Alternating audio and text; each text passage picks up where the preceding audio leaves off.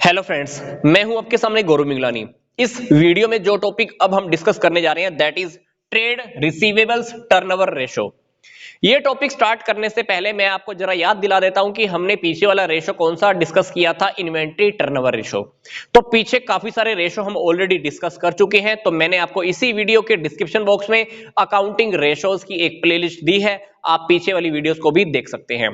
तो आइए अब हम स्टार्ट करते हैं हमारा ये ratio that is trade receivables turnover ratio. Trade receivable, ये जो वर्ड आपको गिवन है इसके अंदर डेटर्स भी आते हैं और बिल्स रिसीवेबल भी आते हैं। इन दोनों आइटम्स को जब हम टोटल करते हैं तो उसको ट्रेड रिसीवेबल का नाम दिया जाता है। अब बात करते हैं कि इसका फॉर्मूला क्या है। सिंपल सी बात, net credit revenue from operation divided by average trade receivable. ये जो आइटम मैंने ऊपर लिखी हुई है इस आइटम को हम नेट क्रेडिट सेल्स भी कहते हैं और मैंने डिवाइड किससे किया है, एवरेज ट्रेड रिसीवेबल। अगर किसी क्वेश्चन के अंदर हमको नेट क्रेडिट सेल गिवन नहीं है तो उस क्वेश्चन के अंदर अगर आपको टोटल सेल गिवन है तो आप यहां पर टोटल सेल को रख देना, आप फॉर्मूला अप्लाई कर देना, क्वेश्चन हो जाएगा आपका। यस, बाय चांस किसी क्वेश्चन के अंदर आपको नेट क्रेडिट सेल गिवन नहीं है और किसी भी तरीके से आप net credit sale find out कर ही नहीं पा रहे तो आपको क्या करना है, वहां पर टोटल रेवेन्यू फ्रॉम ऑपरेशन, जिसको मैं टोटल सेल भी कह सकता हूं, आप यहां पे रख देना, नीचे यही वाली आइटम रहेगी, फॉर्मूला अप्लाई करना, आपका आंसर आ जाएगा। अब बात आती है कि ये एवरेज ट्रेड रिसीवेबल क्या है। एवरेज ट्रेड रिसीवेबल का मतलब है opening debtors plus opening trade bills receivable plus closing debtors plus closing bill receivable. इनकी आपको क्या करनी है, एवरेज करनी है। ये एक आइटम, ये दूसरी आइटम, दो से डिवाइड कर देना, आपको ये एवरेज निकालना है, एवरेज को यहां पुट कर देना। मतलब ओपनिंग वाले ट्रेड रिसीवेबल प्लस ओपनिंग वाले ट्रेड रिसीवेबल प्लस क्लोजिंग वाले ट्रेड रिसीवेबल, इन दोनों का टोटल करके आपको एवरेज करनी है, यहां पे पुट करना है और आपका फॉर्मूला बन जाएगा। अब बात करते हैं कि इस रेशो से हमें पता क्या लगता है, इसकी क्या इंपॉर्टेंस है। ये रेशो हमको ये बताता है कि हम ट्रेड रिसीवेबल से कितनी जल्दी पैसा कलेक्ट कर पा रहे हैं। ट्रेड रिसीवेबल का क्या मतलब है, debtors plus bill receivable. Debtors plus bill receivable से हम कितनी जल्दी पैसा कलेक्ट करते हैं, कलेक्ट करने की हमारी स्पीड कितनी है, ये हमको पता लग जाती है। मान लीजिए पिछले वाले साल हमने पैसा इकट्ठा किया था लोगों से 70 दिनों में, 70 डेज में। अब की बार हमको पैसा इकट्ठा करने में सिर्फ 40 डेज लगे, कितने, 40 दिन। तो इसका मतलब यह है कि हम अब की बार लोगों से पैसा जल्दी निकलवा लिए हैं।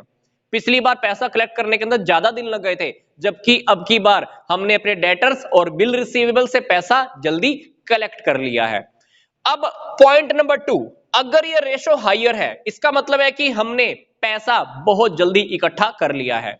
अब पैसा बहुत जल्दी इकट्ठा कर लिया है इसका मतलब है कि हमारी लिक्विडिटी अच्छी है, हम अपने एक्सपेंसेस को बहुत जल्दी पे कर पाएंगे, फिर हमारा पैसा डूबने का रिस्क बहुत कम है, less risk of bad debts, डूबत ऋण हमारा कम होने वाला है।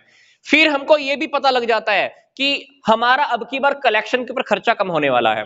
पैसा कलेक्ट करने के ऊपर कभी कभी हमारा खर्चा बहुत हो जाता है। अब एक इंसान 4 महीने में पैसा दे, हम उससे मिलने के लिए जाएंगे, उससे मीटिंग करेंगे, फोन करेंगे, किसी और को भेजेंगे, कितना सारा खर्चा हो जाएगा। अगर वही इंसान हमको 10 दिन में पैसा दे दे तो आप सोचकर देखो कि पैसा कलेक्शन के ऊपर आपका खर्चा हुआ नहीं। तो अगर ये रेशो हाइयर है इसका मतलब है कि lower expenses on collection, collection के ऊपर आपका खर्चा बहुत कम हुआ है। अब इसी की अपोजिट बात कर लेते हैं, अगर ये रेशो लोअर है इसका मतलब है कि मैनेजमेंट की जो क्रेडिट सेल पॉलिसी है ना वो गड़बड़ है। मैनेजमेंट ने उधार बेचने की जो पॉलिसी चला रखी है, लोगों को उधार देने की जो पॉलिसी चला रखी है वो मैनेजमेंट की गलत है। हम उन लोगों को उधार दे रहे हैं जो डिजर्व ही नहीं करते, जो हमको टाइम पर पैसा ही नहीं देते। तो अगर ये रेशो लोअर है तो इसका मतलब है कि inefficient credit sales policy of management.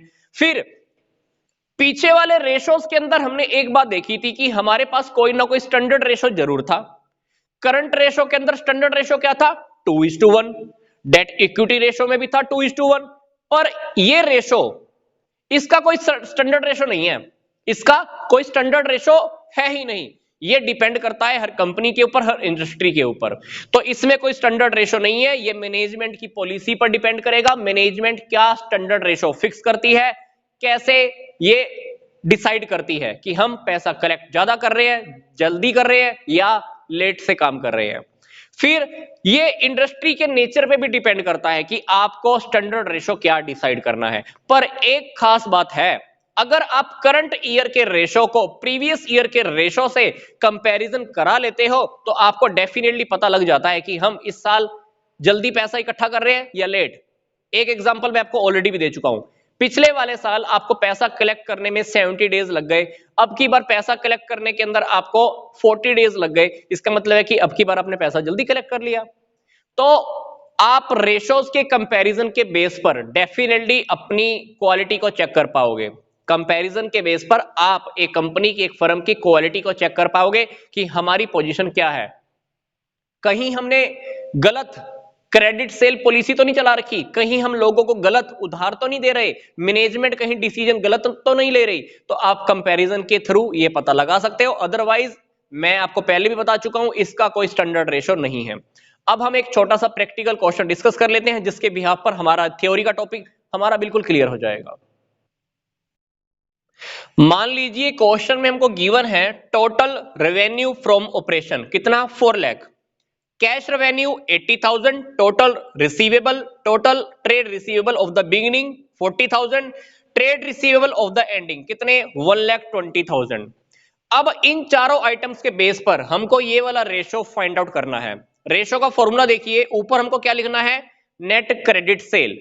तो अगर ये टोटल सेल में से अगर मैं कैश सेल माइनस कर देता हूं तो मेरे पास 3,20,000 का क्रेडिट सेल आ गया। क्योंकि अगर 4 लाख रुपए की मैंने टोटल सेल की है, उसमें से अगर मैंने 80,000 की गुड्स को नकद बेचा है, कैश में बेचा है, तो बाकी का 3,20,000 क्या हो गया कि मैंने उधार में बेचा है।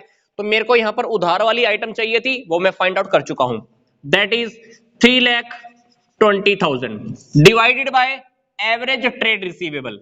अब एवरेज करने के लिए मुझे क्या करना है, ओपनिंग वाले और क्लोजिंग वाले ट्रेड रिसीवेबल का एवरेज करना है। इन दोनों आइटम्स का अगर आप टोटल करोगे तो कितना आएगा, 1,60,000। डिवाइड किससे करोगे, 2 से, कितना आएगा, 80,000। तो यहां पर आपने इसकी एवरेज करके आपने इसको यहां रख दिया। इसको कट करेंगे तो आंसर क्या आएगा, 4 टाइम्स। इसका मतलब है कि ट्रेड रिसीवेबल टर्नओवर रेशियो कितना है, 4 टाइम्स। अब हमको हर क्वेश्चन के अंदर एक छोटा सा काम और करना होता है, वो आप क्वेश्चन की इक्वेशन पर देख लेना।